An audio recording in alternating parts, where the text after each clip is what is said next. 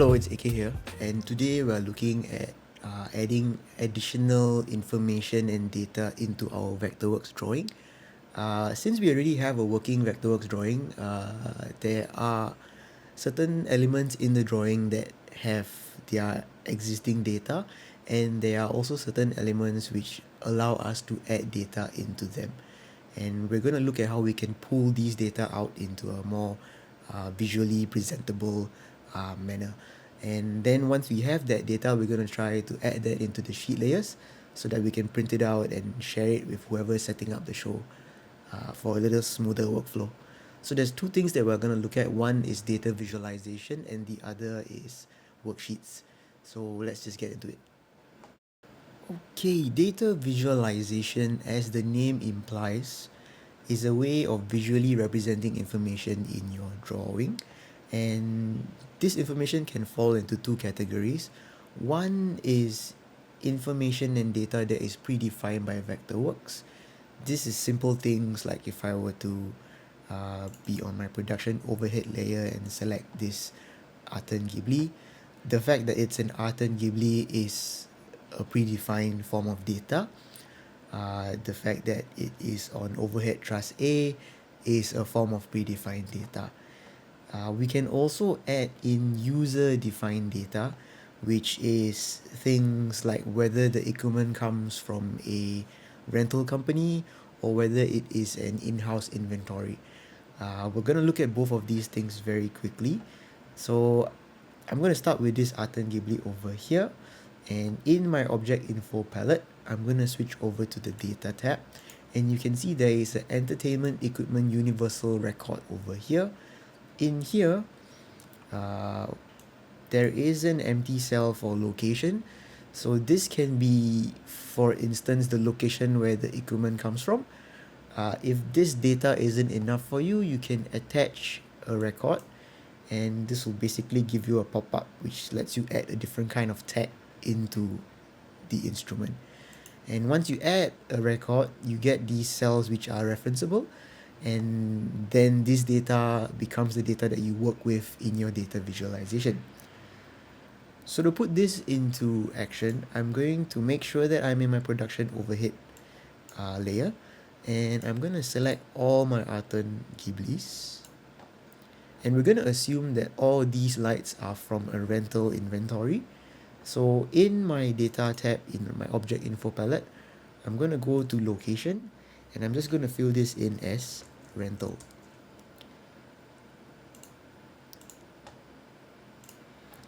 And so now if I click on any Ghibli in here, you can see that it is tagged as a rental inventory. So now that we have some lights that have records attached to them, we can add in the data visualization. And you can get to that by using this glasses icon over here. So click on the drop down and enter new data visualization. I'm going to call this first data visualization by type. And in here, I'm going to say colors objects using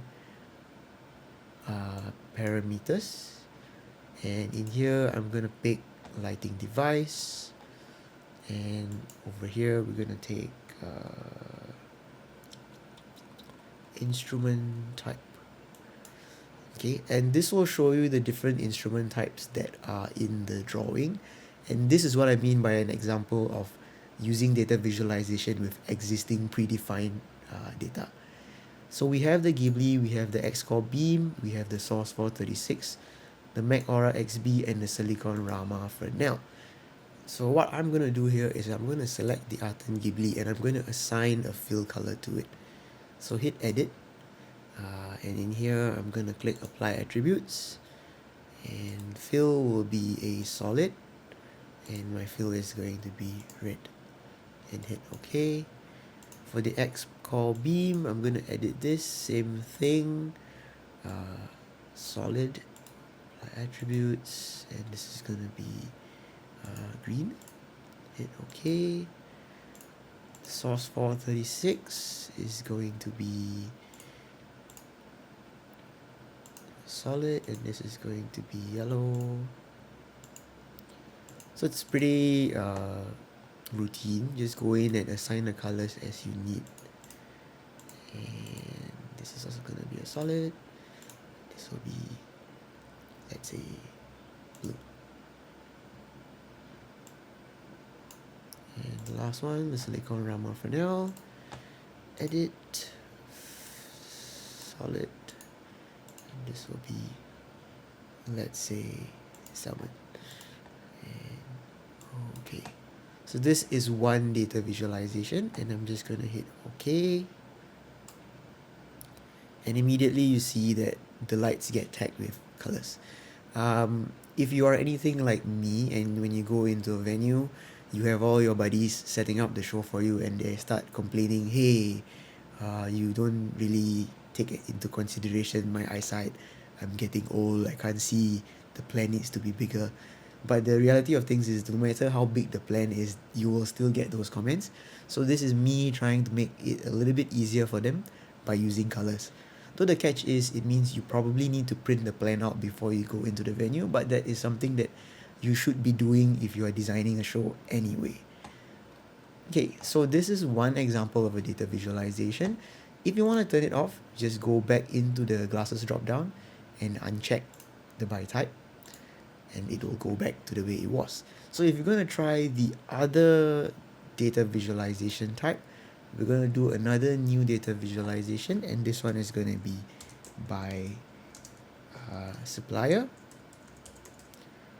And this time I'm going to go with objects using a record, and this will be entertainment equipment universal, which is where we added the rental record to. And this one will be location. So we can see here that there are two possibilities. It's either empty or rental.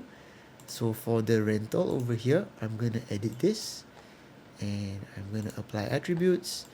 Same thing, a solid color, and this is going to be red. And I'm going to hit OK, and all my Ghiblis turn red. So this is two different ways that you can use the data that is in the drawing or data that you've added to give a little bit more of a visual representation of the things in your draft. And once you have them, you can just toggle them on and off as and when you need them. The fun fact here though is that once you have a data visualization, you can turn these data visualizations on and off in different sheet layers as well. So you can have a ground plan with the by type visualization, and you can have an overhead plan without the colors. It's really very flexible. So once you have it set up properly, it kind of makes your life a whole lot easier. Okay, now I'm going to turn this data visualization off, and I'm going to zoom in to overhead truss D over here. Okay, so I'm going to select this truss structure, and I'm going to pick up all objects in the system, and we're going to go over to Spotlight, and we're going to look for rigging braceworks reports, and we're going to look for load overview. In here you see that it has selected everything which has a weight in the drawing. We don't need everything, we just want the selected objects, so we're going to toggle this to selected objects, and we can see that it's got two different types of trusses, 5 counts of them altogether, one lighting device type with 9 counts, and a flat rate of weight for cable. This is what I want, so I'm going to click on export, and then I'm going to click OK. So Vectorworks will then create a load summary over here, and this is pretty much what it looks like. It is a spreadsheet of the data that it has managed to grab from this truss. It's kind of like Microsoft Excel, but not as intuitive. There's a lot of things that you can do on Microsoft Excel and Google Sheets that this does not allow you to do, but it's still better than having to copy paste text in your own shapes. For me, I do not need the single force, distributed force, total force, and load category and all these in my sheet. So I'm just going to click on this, and I'm going to delete these columns, and this simple sheet is sufficient for what I want to represent in this load summary. Once I'm happy with what I have, I'm going to click on File and I'm going to click on Worksheet on Drawing. And you see this little box with a cross appear. Just close the load summary spreadsheet over here and you have a usable um, spreadsheet image over here. Uh, the thing to note here though is this is kind of like a picture, an image like you see over here. You can't edit it on the image itself, but if you do need to edit what's in there, you can double click and it'll open up the spreadsheet and you can edit from here. If you change something in your drawing and you need to recalculate, uh, clicking on recalculate doesn't necessarily do the recalculation for you. So for instance, if I were to delete this light over here and I click on this and I hit recalculate, you'll see that it still says 9 Artan Ghiblis because this particular calculation is a calculation from that moment in time when there were 9 lights on that truss. So you will need to rerun that calculation again unless you set up your spreadsheet to be more dynamic and actually grab active information from your drawing. But we'll look at that one a little bit later. So I'm just going to put this Ghibli back. Okay, up next we're going to look at another way of generating reports for lighting in Vectorworks. So if you go into Spotlight and head over to Lighting Reports and generate paperwork, you will get this pop-up which lets you see that there are a few instrument schedules and channel schedules that Vectorworks can generate for you. It can even do magic sheets and color cut lists, and you can set these up in here. If say I want to adjust what my channel hookup looks like, just switch over to channel hookup, and in the same way that you modify your equipment summary tool, you can add and remove elements into your schedule. We're going to leave this as it is, and I'm going to make sure that my name and my event name and today's date are inserted into the event information, and in the top I want to make sure that my name is on the right, my show is in the middle, and my date is on the left. And we're going to do a channel hookup and I'm going to hit OK. Vectorworks doesn't prompt you once it's done, but usually you will see that it's not lagging or it's not taking any time to load. We can head over into your resource manager, and if you look under worksheets, usually you are over here, you can head over to worksheets and you will see that I have a channel hookup over here. So just double click on this to have Vectorworks import your channel hookup into your drawing, and we have a channel hookup over here. So one thing that you'll notice when you look at the channel hookup is that Vectorworks is a very interesting way of sorting the channel numbers, and you'll realize that it's doesn't exactly work the way Microsoft Excel would. 0 is seen as a number and a space is also seen as a number, but 1 comes before 0, 0 comes before emptiness. I don't want to get into it, but this is one reason why I prefer not to create a channel hookup in Vectorworks. Unless you are a person who is using LightWrite, and then that kind of changes the story slightly. So now that we have one channel hookup, there is another way to create a similar channel hookup, and this can be done using the Spotlight Create Reports command. So in here, you look for Create Report, and you'll see that Vectorworks has a series of pre-formatted reports for you. So these are the reports that pull dynamic information from the drawing. So for instance, if I want to use a Spotlight channel hookup, I'm going to click on this and I'm going to hit OK. But before I hit OK, you also got to take note that this is where you would come to create your own custom report with dynamic connections. So if I go over to custom reports in here, you can specify where you want to pull that data from and how you want it to be presented in a report. But I want to keep things simple for now, so we're just going to go with pre-formatted reports and channel hookup database. So hit OK. And you will see that it has once again created a channel hookup for me. I will just click on File and Worksheet on Drawing.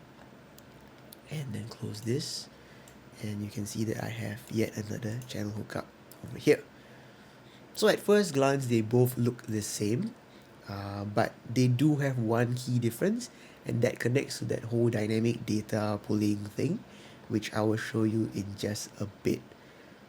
So similar to how we edited the load overview, if you want to edit this, it's the same idea. Just double click and it opens up the worksheet editor. But in reference to the whole dynamic data pulling thing, what we're going to do is I'm going to bring attention to fixture number 1 over here, Arten Ghibli. So I'm going to go over to fixture number 1 on this sheet as well, and we can see that it says fixture 1, Arten Ghibli. And then I'm going to zoom in to Trust E over here, and I'm going to just change the fixture number of this fixture from F1 to F1000. And I'm going to hit OK. So once I've done this, if I zoom in to here, this is the channel hookup created by the pre-formatted database. You will see that it still says fixture 1 Arten Ghibli. And if I zoom in to the channel hookup created by the generate paperwork function, you will see that it also says Arten Ghibli fixture 1. But if I were to click on this sheet and hit recalculate, you will see that nothing happens. However, over here, if I click on this sheet and click recalculate, you see that fixture 1 has disappeared because it has now been pushed to the bottom of the sheet and it is now fixture 1000. So that tells you between these two forms of worksheets and spreadsheets within Vectorworks, one of them does pull data dynamically.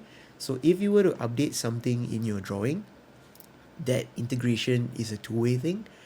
Whereas if you use a snapshot spreadsheet like this one, you are going to need to regenerate that whole spreadsheet from scratch. So I think this is a small little detail that could save you a lot of time if you are somebody who needs to constantly edit those data within your drawing and you're hoping that it is pulled immediately without you needing to go in and change it again. Once you have these spreadsheets and data visualizations set up into your drawing, it's a simple matter of going into your sheet layers. For instance, if I want to look at my grid plan over here, I can just go in here and click on my load summary tool, and it will give me my load summary tool for Trust D. So we can put this somewhere over here. Maybe scale it down a little bit and put it over here. So when somebody is setting up Trust D for me, at least they will immediately have a load reference that they can rely on. And maybe I should go back into my drawing and move these sheets out of the way. So now when I go back into my grid plan, you can see that I have a worksheet in here that is ready for quick reference. And similarly, if I want this particular viewport to show me my color-coded data visualization, just scroll down in your viewport, look for data visualization and toggle this over to by type. It will take a moment and then you will get your color-coded data visualization template over here. One extra thing that Vectorworks does when you use data visualization is it tries to create a little legend for you over here. You can edit this or move it around if you need to. Just go into edit annotations and just drag the whole thing and put it in a place that is a little bit more suitable, or you can just delete it altogether if it's something that you don't need, whichever works for you. So that covers a bit more of what we can do with the data in our drawings and how we can present it a little bit better for the reader. There are many ways to do these things and there are many SOPs that you can follow, but the important thing to note is to find out what the process and the workflow is in the team or in the space that you're working with, and try to fit what you do into the rhythm of what the place or the company that you are working with does. Uh, Along the way, of course, also build up on your own workflow to make your own life a little bit easier. And that is all for now. Bye.